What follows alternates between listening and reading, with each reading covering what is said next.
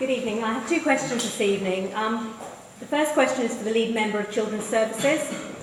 Can you confirm, given the leader's recent statement that free school meal figure at Sir William Borlase School was a disgrace, that rbwm will not be progressing a satellite option with them or any other grammar school? Councillor Davies, please.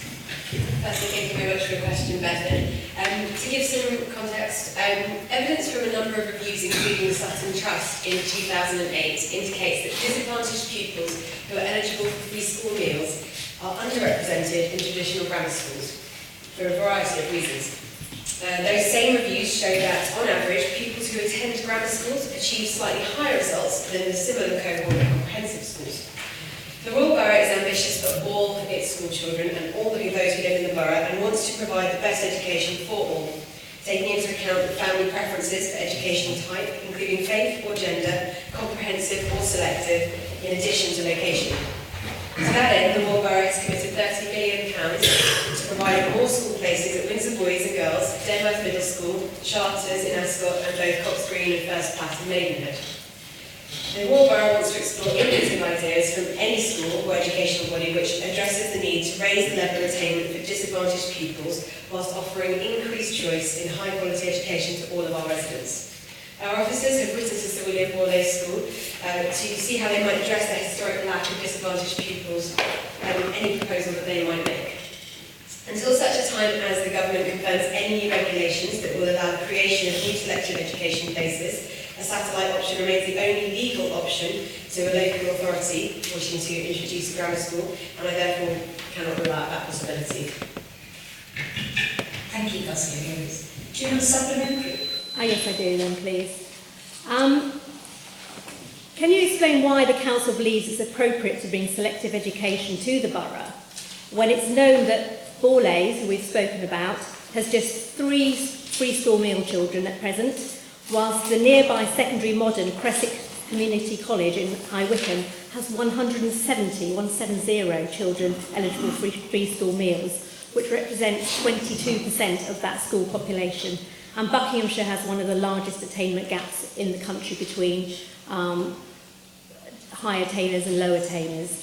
Can you explain why it would be a good idea to partner up with a satellite from a school that offers so few places to free school meal children? Thank you. I do address a few of those points that I would respond to in your second question. Would you like me to combine that and answer the second one, or purely just speak on this? Well, no, what I'm interested in is if social mobility is the important issue, as to why the council is keen to bring back the grammars, then why, given the evidence in neighbouring Buckinghamshire, why does rbwm think it's going to be different here?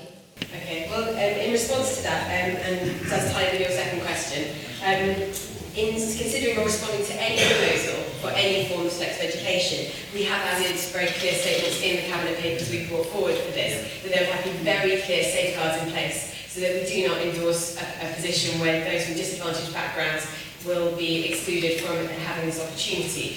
So, for example, there are the ideas of making sure that the test would not be something you can just be tutored for, but would be on availability of that, allowing entry into grammar schools at different ages, so for attainment in that way, limiting potentially the proportion of selective places if we found that there were too many people in, too many of our schools wanting to do this, that misbalance the system. So I think we are quite clear on in my second response to your second question anyway, but we're not looking to endorse 3 out of 1,000 pupils being on free school meals. There are plenty of safeguards in place of what we're proposing. Thank you, Councillor Davies. Fiona, have a second question? Thank you. How can the council claim to be increasing parental choice when selective education will deliver a grammar school for just 20% of children and by default secondary moderns to the rest, the 80%? Thank you very much. This is the lead member of Children's Services. Sorry, can you everybody address it, please? Thank you. Yes, Thank you, Councillor. So data published in the November Cabinet report, Improving Choice in Education, set out the statistics about borough residents seeking school places from other local authorities.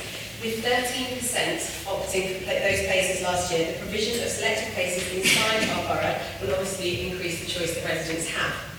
The contention that just because there is some selection, other schools will automatically be less desirable just does not follow. And our existing schools already deliver excellent education. Our secondary school performance in 2016 means that the Royal Borough is ranked the 9th highest local authority in England for pupils achieving A star to C in maths and English at GCSE. We are also committed to building upon the success in schools that meet the needs of all our residents. And as previously mentioned, we have invested £30 million in the expansion of all existing schools so that parents have a choice of excellent schools within the borough. In considering or responding to any proposal for selected places, the Royal Borough will consider particularly the impact on existing comprehensive schools and the free school meals attainment gap. Consideration would need to be given to what measures could be introduced to offset these impacts, and as I started explaining before, things like limiting the proportion of school places, making places specifically available to children from disadvantaged backgrounds, using a test that can measure ability but can't be practiced for, or allowing entry to grammar schools at different ages. These are all things that we are considering and how we bring that to bear. It is not our intention that the Royal Borough of Windsor Maidenhead becomes a selective education system alone. We want a rich and varied community of schools that all provide excellent education for their pupils and offer all pupils and parents choice. Thank you, Councillor. Thank you. Do you understand the second? I do, yes. I don't know whether you're aware of the work Just in... a question, please. Sorry. It's Sorry. She's allowed an introduction to the question. Yeah. Yes. That's all right. Thank you. Don't tell me what to do. Am I free to talk? Okay, thank Please you. go. I'm not sure whether you're aware of the work in Birmingham with the selective schools, but they have been operating quotas to prioritise free school meal children. Are you aware of the fact that only 4.4% of their pupils on average are free school meals? So how do you think quotas are going to help RBWM? Why is it going to be better in RBWM vis-a-vis what's already been happening in Birmingham? Going to answer the question, Councillor? Yes, thank you very much. Well, firstly, I would say I'm having a meeting with the EE team, so if you want to bring in that evidence along or supply that to them, please do so, so we can discuss that in that meeting as well. It's from the Sutton Trust. Yeah, so you're in that particularly to be discussed. I'm also meeting with that team, so please do support them. But in terms of the legislation hasn't gone through at the moment, which you'll see from the cabinet papers. We're responding to the consultation. These are the things we're clearly saying, and we're saying in the Royal Borough that these safeguards are what we would insist upon for any school or any institution looking to open a grammar school here. We haven't got all the details yet because we haven't got that far yet. The legislation isn't out yet, and we want to continue working to ensure that this is a fair policy and that bringing selective education is not to the detriment of our residents but to the benefit of them. So that's all I can say at this time because we haven't got any further details and we haven't got any fixed proposals. And you'll see from the cabinet paper we haven't said we are definitely opening a grammar school, but we are inviting expressions of interest at this time. Thank you. Thank you, Councillor. Thank you very much.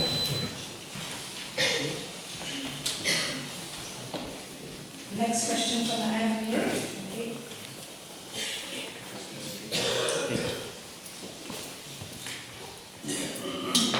Following RBWM's unsuccessful September challenge to the ICO ruling, do you now accept in full the finding that because it was not necessary to the democratic function of investigating your alleged conflict of interest, Councillor Dudley, that it was therefore not lawful to publish the political affiliations of members of the public who raised concerns about your actions? Thank you. Councillor Dudley, one answer. Thank you, Madam Mayor.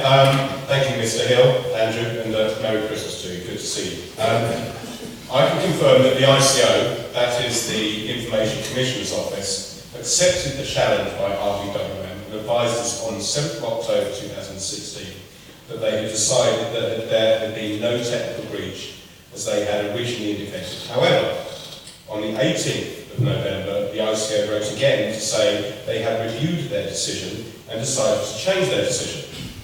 Quite silent. They have now advised us that although RBWM had provided the local resident involved with the opportunity to review the report in question prior to publication, she did not request any amendments.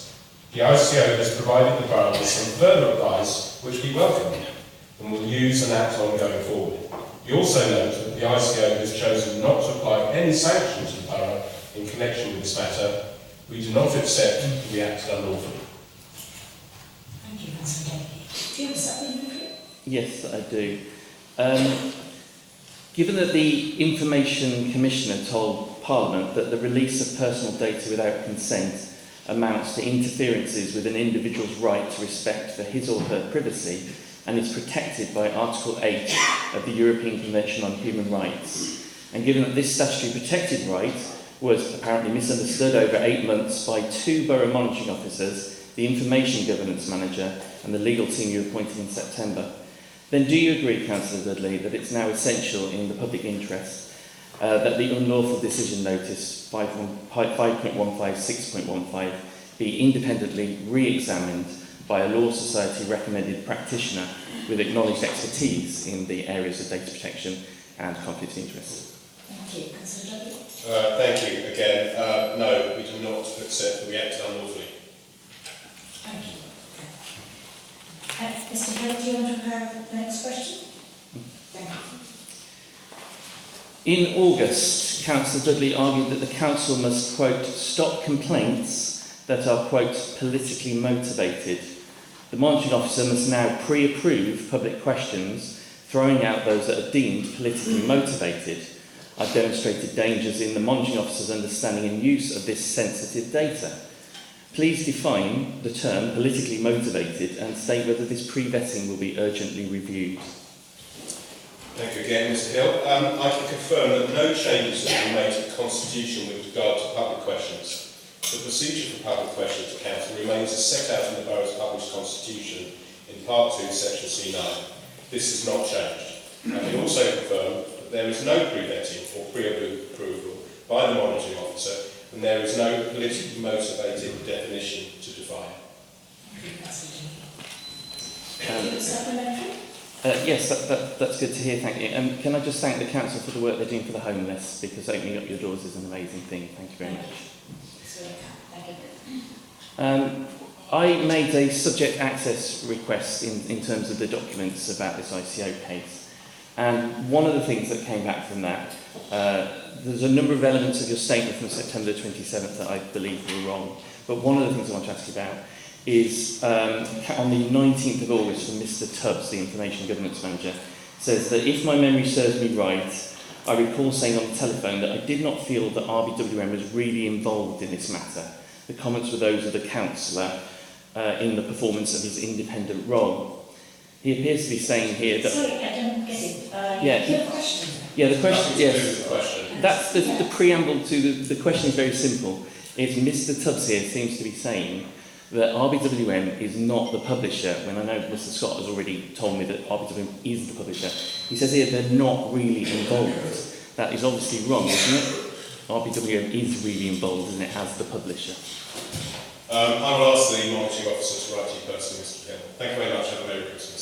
Thank you. Merry Christmas to you. Thank you, Mr. Dudley.